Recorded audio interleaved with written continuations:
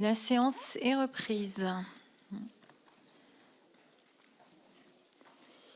Je vais inviter tous nos collègues qui sont sortis peut-être à revenir.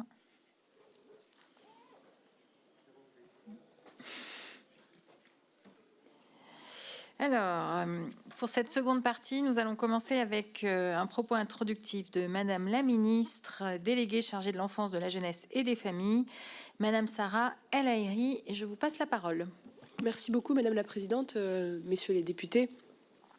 Mesdames, Messieurs, depuis 2017, notre action est guidée par un fil rouge, celui de libérer le travail et l'esprit d'entreprise. La France doit retrouver durablement le chemin de la croissance et tous ceux qui le peuvent doivent pouvoir trouver un travail qui leur convient, un travail de qualité, porteur de sens et d'émancipation. Le travail, c'est bien sûr le meilleur outil de l'émancipation, notamment en termes de pouvoir d'achat, bien sûr. Chaque chômeur qui retrouve un emploi, c'est une respiration, bien sûr, pour lui, pour sa famille. Le meilleur indicateur de notre santé économique, c'est bien sûr le taux d'emploi des jeunes et des seniors. Nous avons conduit une action résolue en ce sens, transformation en profondeur de notre droit du travail, préservation de l'emploi, de l'industrie pendant la crise du Covid en particulier, grâce à l'activité partielle, des investissements massifs dans la formation. Je pense bien sûr au compte personnel de formation, au plan d'investissement dans les compétences des demandeurs d'emploi, le développement historique de l'apprentissage, mais aussi la valorisation du travail de manière à ce qu'il paye mieux, augmentation de la prime d'activité, suppression des cotisations salariales, chômage et maladie, prime Macron, texte sur le pouvoir d'achat de l'été 2022 ou encore la dynamisation des dispositifs d'intéressement et du partage de la valeur. Les politiques de l'emploi menées par le gouvernement ont permis d'atteindre des résultats historiques. Je pense bien sûr au taux de chômage qui était à plus de 9,6% en début 2017 et qui est aujourd'hui à son niveau le plus bas depuis 2008. Plus de 2 millions d'emplois créés, voilà la réalité. Le plein emploi est à portée de main pour la première fois depuis 15 ans et atteindre cet objectif est une priorité absolue. Néanmoins, la situation reste insatisfaisante et insuffisante. Un taux de chômage structurel qui reste élevé en France, un taux de chômage au quatrième trimestre de plus de 7,5%, puisqu'on a l'habitude de comparer aux Allemands qui sont à 3,1%, des difficultés de recrutement qui n'ont jamais été aussi intenses à court terme. Je pense à la tension particulièrement forte dans le secteur de la santé et du social, de l'aide à domicile, du transport, de voyageurs, mais aussi dans le secteur industriel, qui seront encore fortes à moyen terme, ou encore les métiers en expansion à l'horizon 2030 sont déjà en tension. Un taux d'emploi qui reste encore trop bas chez les jeunes, en particulier les 15-24 ans, c'est 32,2% en France contre 50% en Allemagne, ou encore les seniors qui nous réunissent aujourd'hui avec 50 pour les 50-64 ans, 66% en France contre 78% en Allemagne. C'est pourquoi l'amélioration du taux d'emploi des seniors est la priorité du gouvernement et bien sûr de la ministre du Travail, de la Santé et des Solidarités, puisque si le taux d'emploi des seniors n'a cessé de progresser depuis les années 2000 en France, il reste très inférieur à la moyenne de l'Union européenne, en particulier pour les 60-64 ans. Or, la mobilisation des seniors de notre économie est un levier important de croissance et de prospérité. Nos seniors ont du talent, de l'expérience et il nous appartient à nous de trouver les solutions pour leur permettre de rester dans l'emploi et de retrouver rapidement un emploi. La réforme des retraites, celle de 2023, a contribué à cet objectif de plein emploi des seniors parce que le décalage progressif de l'âge de départ en retraite et la réforme de 2023 permettra d'augmenter le taux d'emploi des seniors.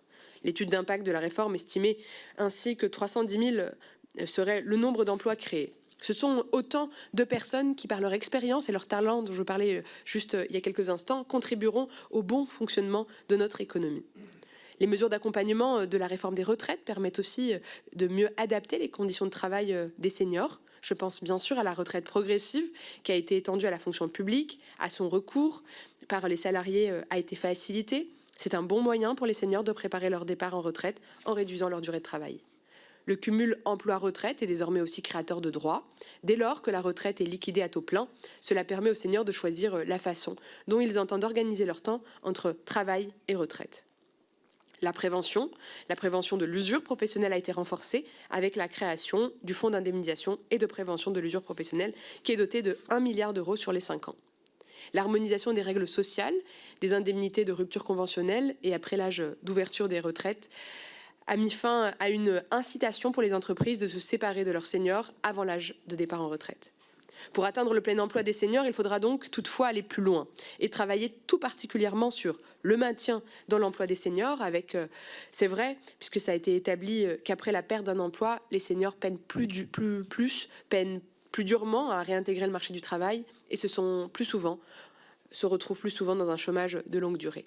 Un effort important aussi doit être mené afin de maintenir les seniors à l'emploi. Et pour ça, il faut souligner que 51% des départs volontaires dans le cadre de ruptures conventionnelles collectives concernent les salariés de 57 ans et plus. 21% des salariés sortent de congés mobilité par un départ à la retraite. Et un tiers des départs dans le cadre des plans de départ volontaire concernent encore une fois les plus de 57 ans.